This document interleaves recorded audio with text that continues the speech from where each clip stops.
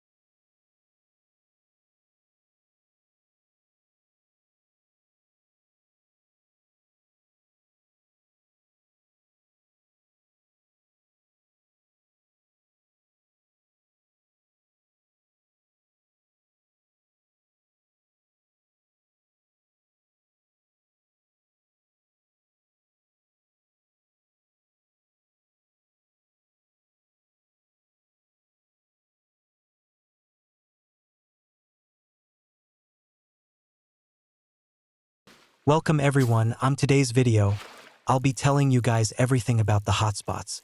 A hotspot is a point in the river where you can get the best value out of your bait. To understand what's the difference between a hotspot and a normal spot, let's take a look at some data that I calculated after fishing for a very long time. If you are wondering how long I have been fishing, just take a look at my rank on Fishing XP leaderboard in entire Heartwood.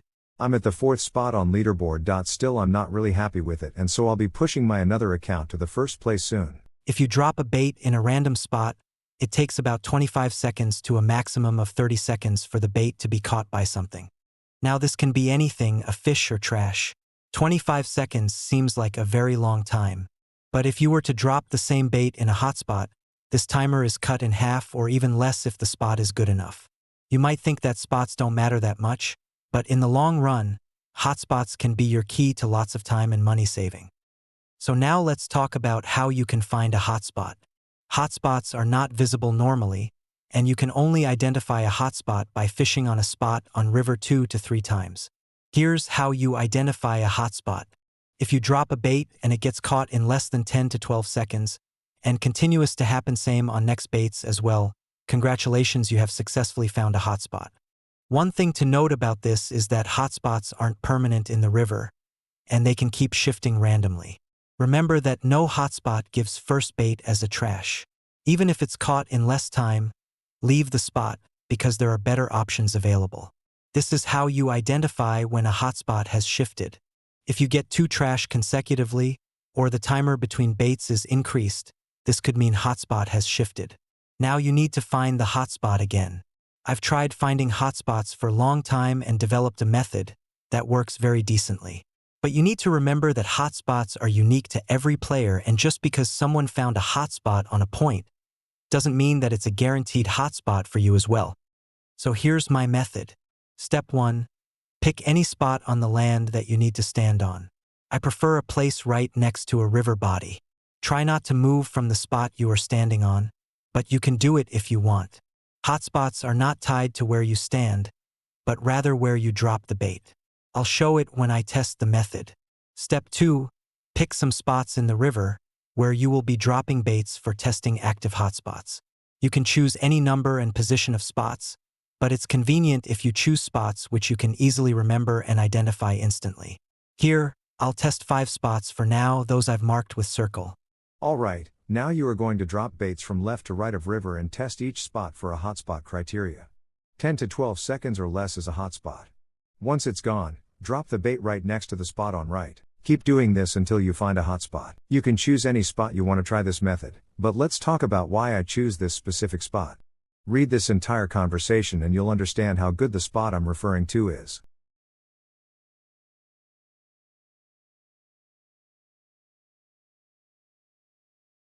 A very important thing I want to clarify is that hotspots don't guarantee a bottle at all. Bottles are purely a result of luck, and you can get them with or without a hotspot. Here's some clips showing the time it took on one bait for a bottle to be pulled. I'll show you a clip in end where I got 2 bottles in 100 baits.